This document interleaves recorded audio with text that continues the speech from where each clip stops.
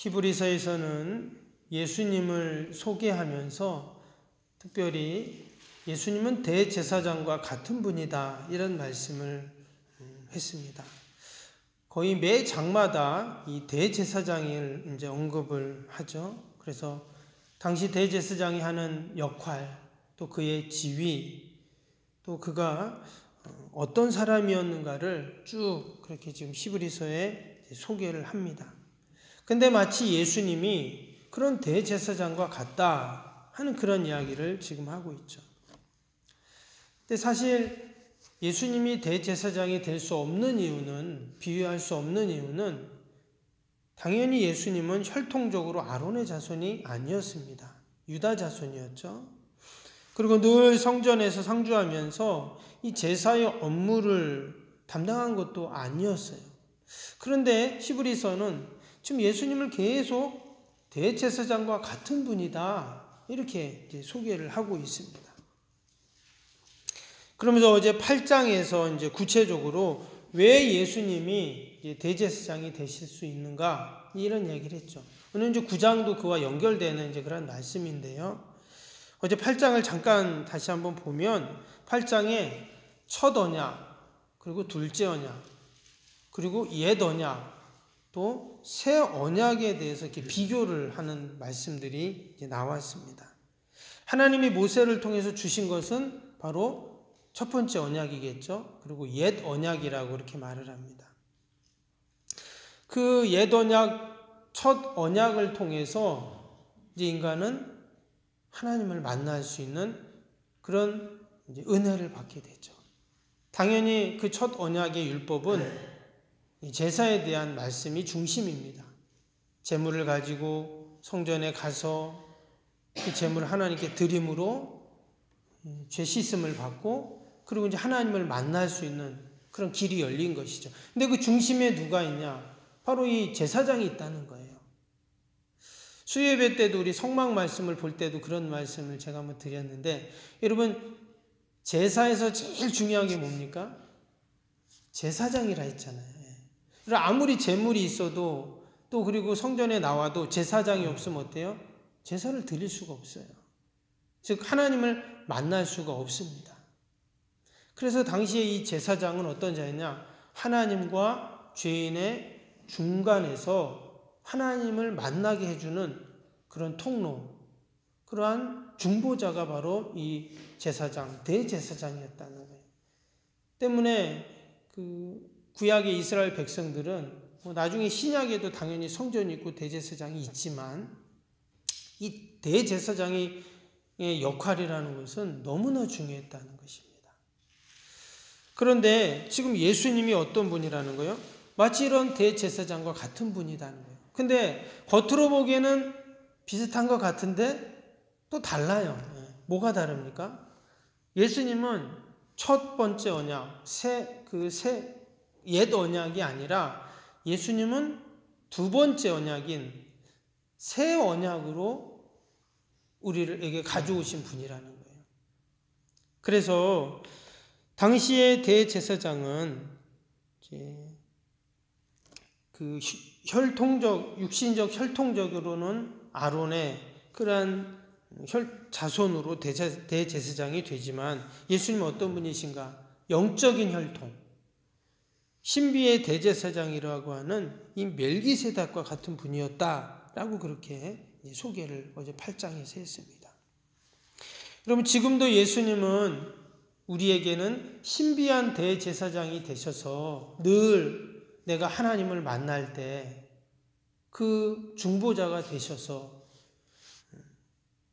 온전히 내가 하나님을 만날 수 있는 그러한 은혜를 우리 주님께서 허락해 주시는 줄로 믿습니다. 그래서 예수님이 나로 말미암지 않고는 아버지께로 올 자가 없다 하신 그 말씀이 바로 우리가 늘 예수님을 통해서 예수님을 의지해서 우리가 마치 기도할 때도 예수님의 이름으로 기도합니다. 아멘 하는 것처럼 우리는 늘 예수님을 통해서 여러분 하나님을 만나는 그 은혜와 복이 있는 줄로 믿습니다. 오늘 9장에서는요. 이 8장의 내용을 조금 더 보충을 하면서 제사와 관련된 이야기를 하고 있습니다. 먼저 오늘 앞에 6절에 보니까 6절에 당시 대제사장이 하는 일 가운데 6절에 보면 이 말씀이 나옵니다. 한번 보시면 이 모든 것을 이같이 예비하였으니 제사장들이 항상 첫 장막에 들어가 섬기는 예식을 행하고 이랬습니다. 여기서 말하는 첫 장막은 성소와 지성소를 나눌 때 성소를 얘기하기도 하지만 말 그대로 성전을 말하는 것입니다. 근데 당시 제사장들이 항상 그 첫 장막 성소에 들어가서 섬기는 예식을 행했다. 이게 이제 제사장이 하는 그러한 일이었죠. 그런데 예수님은 어떤 분이신가? 예수님은 제 대제사장과 비슷한 것 같지만 또 달랐다는 거예요. 뭐가 달랐냐? 그게 오늘 11절, 12절에 나오는데요. 11절, 12절 보시면 그리스도께서는 장래 좋은 일의 대제사장으로 오사 손으로 짓지 아니한 것, 곧 이 창조에 속하지 아니한 더 크고 온전한 장막으로 말미암아 염소와 송아지의 피로 하지 아니하고 오직 자기의 피로 영원한 속죄를 이루사 단번에 성소에 들어가셨느니라.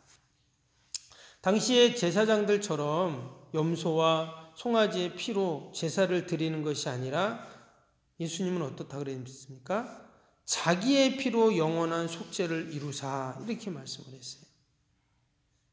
그리고 예수님이 들어간 성소는 어디입니까? 창조에 속하지 아니한 더 크고 온전한 장막.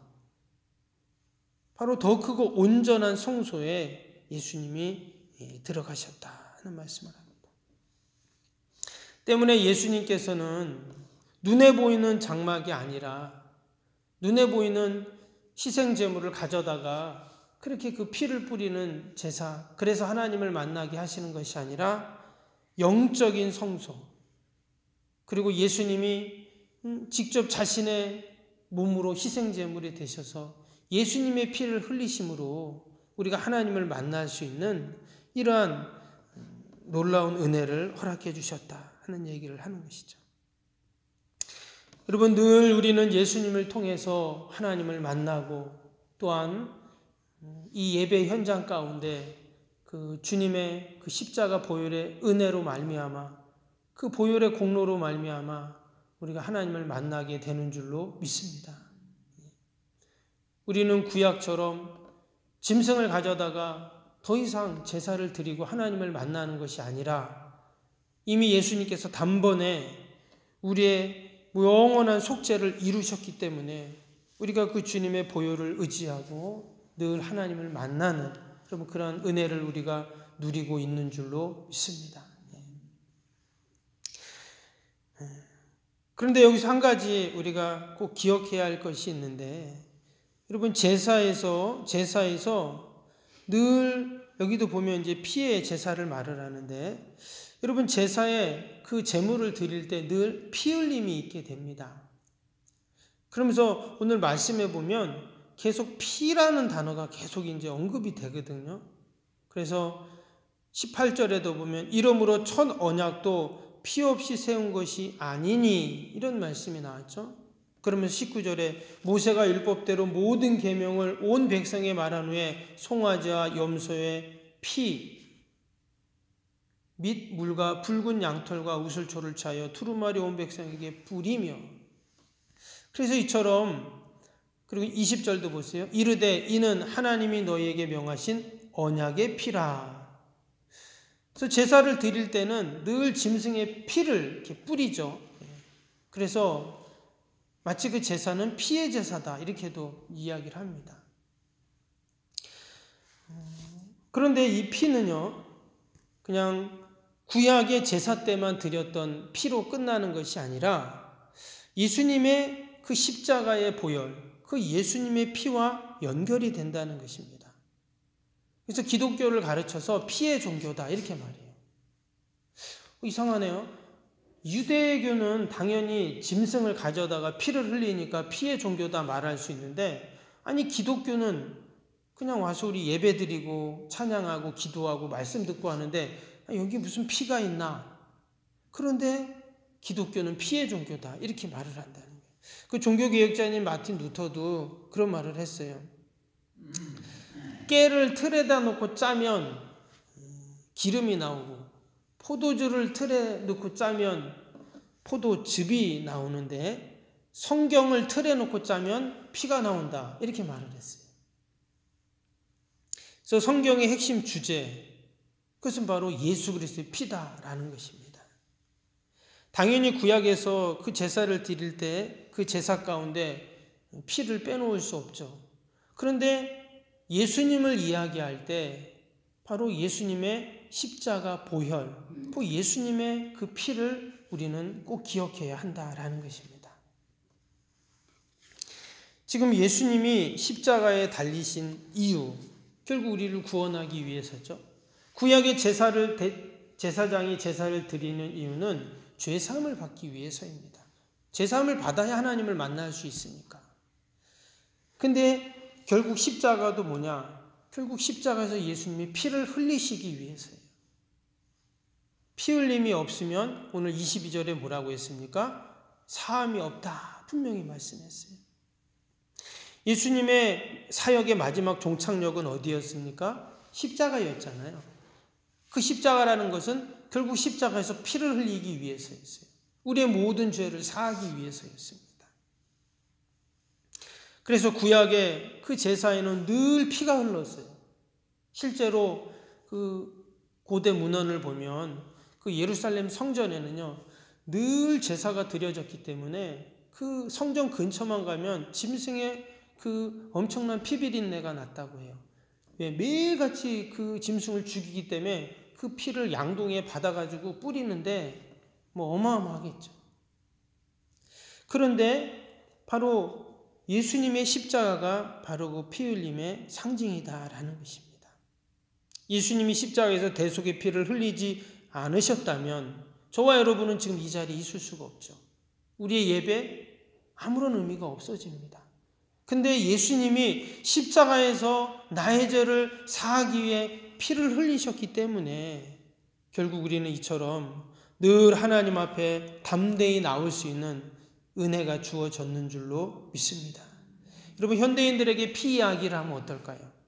예수님의 피 흘림. 이런 얘기하면 무슨 신화 얘기하는, 무슨 옛날 얘기하는 것처럼 생각을 합니다. 도리어 이건 너무 엽기적이다 하면서 혐오를 하게 되죠. 현대인들은 고상한 예수님의 교훈을 주목하고 또 자비로운 예수님의 성품만을 늘 생각을 합니다. 그런데 성경은 처음부터 마지막까지 어때요? 늘 이 피 흘림에 대한 이야기를 하고 있다는 거예요. 왜냐? 바로 그 피 흘림이 뭐예요? 우리의 죄를 사할 수 있기 때문이다라는 것입니다. 오늘 마지막 22절 말씀처럼 율법에 따라 거의 모든 물건의 피로서 정결하게 되나니 피 흘림이 없은즉 사함이 없느니라 했어요. 피 흘림이 없으면 사함이 없어요. 예수님이 십자가에 달리시지 않으면 우리의 죄는 영원히 씻을 수 없다라는 것입니다. 구약의 이스라엘 백성들이 그 애굽에서 나올 때 어린 양의 피를 어디다 발랐습니까? 그 문설주 임방에 발랐잖아요. 그랬더니 죽음의 그림자가 그 어린 양의 피를 바른 집은 다 넘어갔다고 했어요. 아무도 죽지 않는다고 했어요. 아니, 왜 문에다가 어린 양의 피를 발랐는데 왜 아무 일도 일어나지 않는가? 그것이 상징이었죠.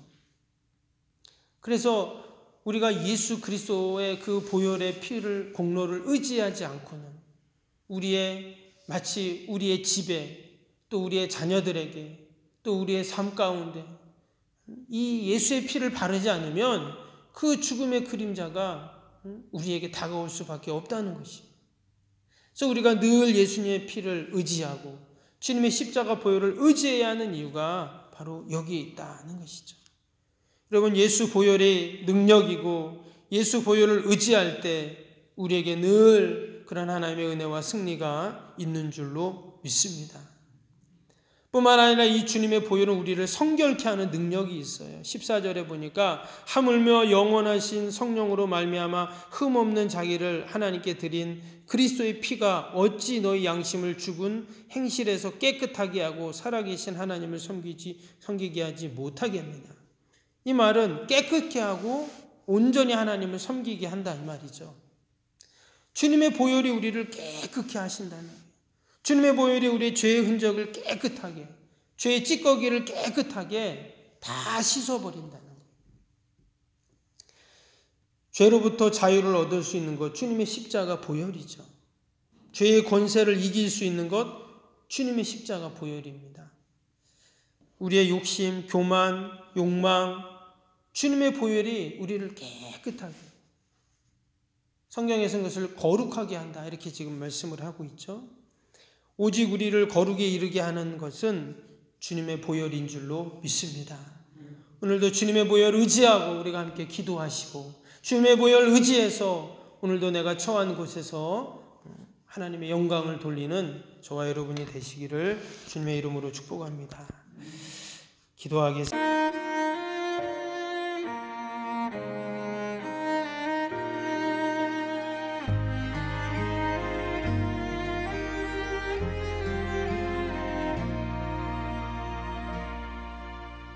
나는 하나님을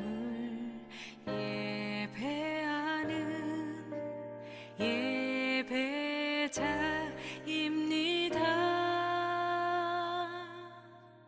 내가 서 있는